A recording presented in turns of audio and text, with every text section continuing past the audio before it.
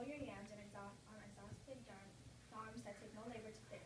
They cross 7 rivers to make their farm. You stay at home and offer sacrifices to the reluctant soil. Go home and work like a man. All right, we're going to jump into our level 1 questions.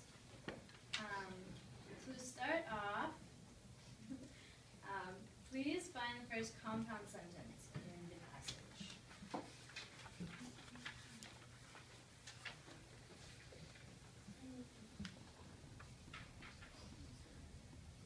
All right, everyone find it? Go ahead. Is it she was full of power of her God and she was great? Yes, exactly. So does everyone agree with that? Yes. That wasn't very strong. Yeah. Does everyone agree? Sure? Okay. So let's see. Dora, what is the first subject verb pair? I don't know. So she was full of the power of her God and she was greatly feared. The first subject. Mm-hmm. So she, and then, I don't know, power of her God. Does anyone want to help her out? What's the verb in the first part? Okay, so she was, and then, Full of. okay, right. How about the second one? She was. Exactly, it's the same thing, right? Okay. So, who is she? Who is the author referring to when she says she?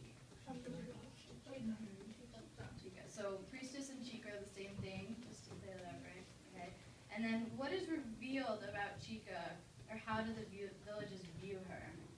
In other words, to tie to our question, what characteristics are demonstrated about Chica through this compound sentence? I think it showed that she was a specter.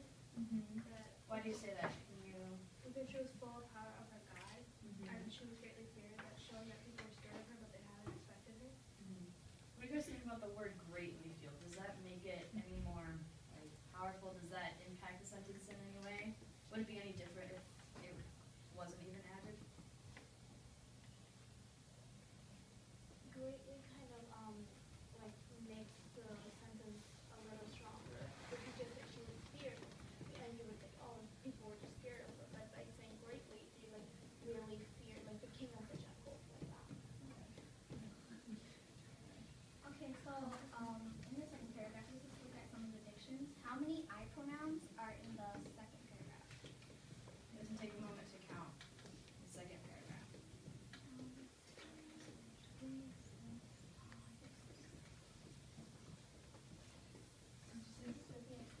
6, yeah, you're right, you're right. Okay, that's good. How many you pronouns are in the third paragraph? One more paragraph?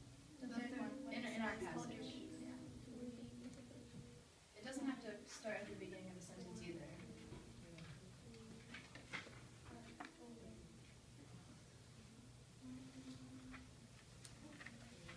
Anyone have an answer? 6, 7. All right, we seem to be, okay. 8, 9, 9, 9. Okay, why don't you guys read them out so we know we're on the same page. So, Devlin, why don't you start? Where did you find 9? Well, starting from hold your peace, right? Mm-hmm. Hold your peace, that's 1. And then the next one is you have offended neither God nor your father, so that's 3. Yeah. And then the next one is you, where it says you, Yunoka, are bad according to the strength of his arms. Or you, Yunoka, are known in all of the clan for your weakness of your machete Yep. and your hoe. When your neighbors go out with their axe to cut down virgin forest, you sow your yams on exhausted farms and take no labor. Okay, so they're like every other sentence or every sentence, right? All right. Okay, so to dig a little deeper, what does the numbers of repetition in this reveal about the conversation between Yunoka and Chica? What characteristics were found in the priestess, and is she kind or cruel by letting him? Is the priestess being kind or cruel with like the repetition? Like what seems the? We'll get to it later in our level 2 question, but start off by just asking what characteristics are found in the priestess. Scan the whole room, because sometimes you had the hands everywhere. Sorry, go ahead. I think she's just mirroring him because he did the same thing with I. He was stressing all the things he did to try to do this, and Can you give an example? What things that did you try to do? that he sacrifices the cocks and clear the bush and set fire to it and sow the yams and weeding. And he would have probably gone on, but she stopped him and basically said that this is why, because you're stressing this, but you should be working harder instead. Okay, okay. Yeah, so let's dig a little further. What does the repetition between the pronouns mean? If it's I, and she's going, no, you, what does that tell us about the priestess? How do you think her tone, the tone of her voice when she's saying this is?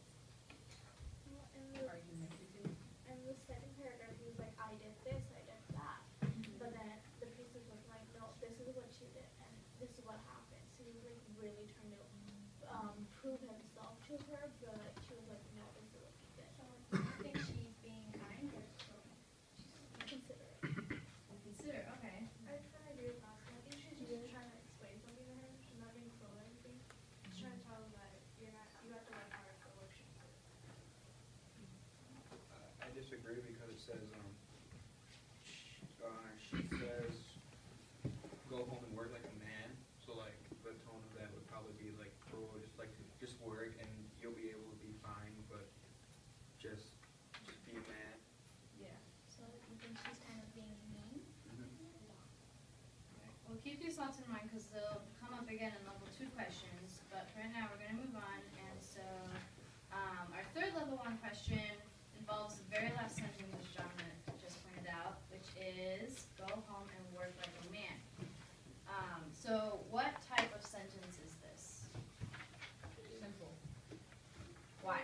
Go home and work. I know it's calm. Why? Go home. Why don't you look at the book? It's okay, you guys can just try to look at it. Does anyone want to help him You have out? a- you have a little pudgy hand. It's simple because the and isn't being used as a vowel. Okay. Also, the go home is considered in the class. And there's no comment. So what are you guys saying? It's a simple sentence?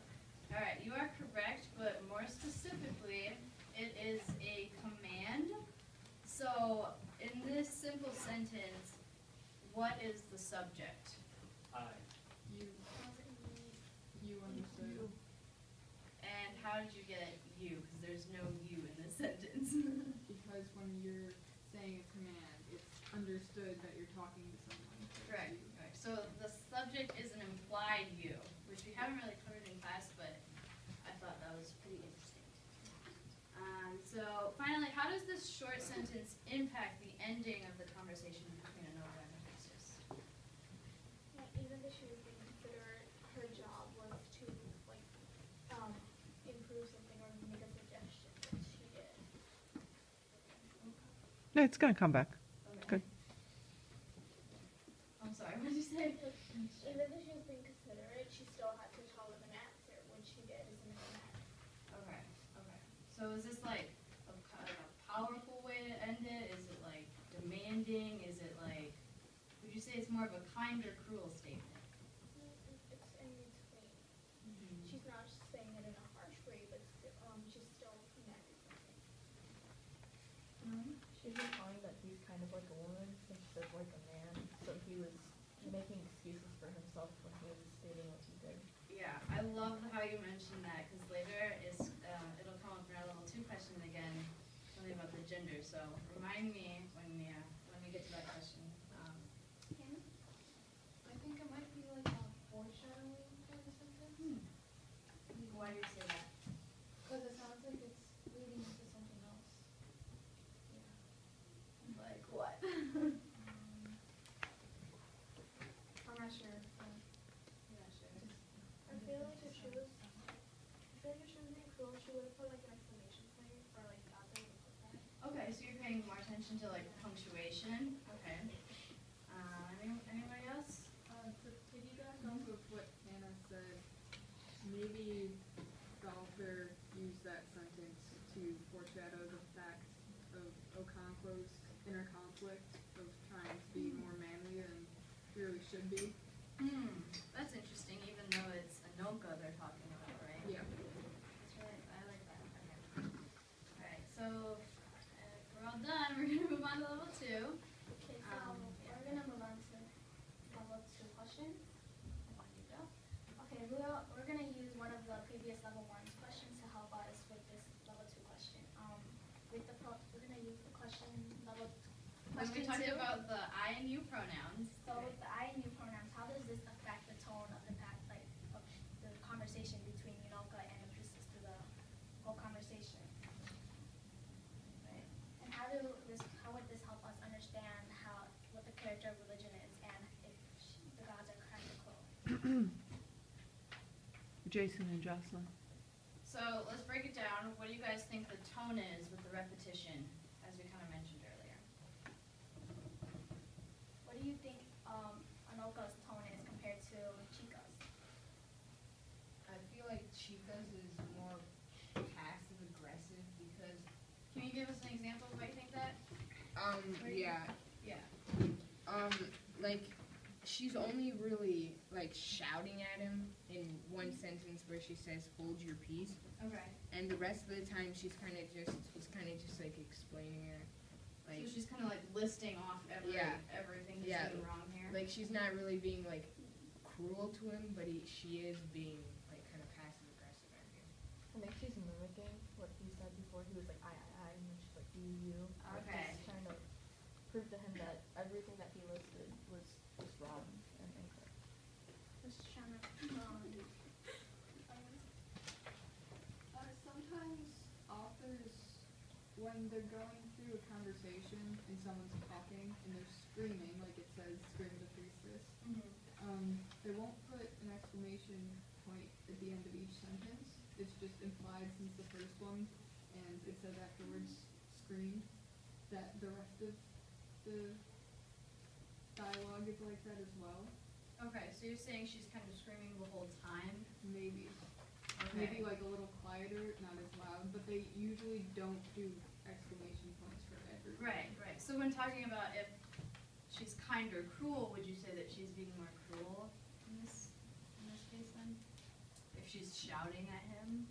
Well, I know that you're connecting it back to the question about kind or cruel, but I think she's just trying to be firm.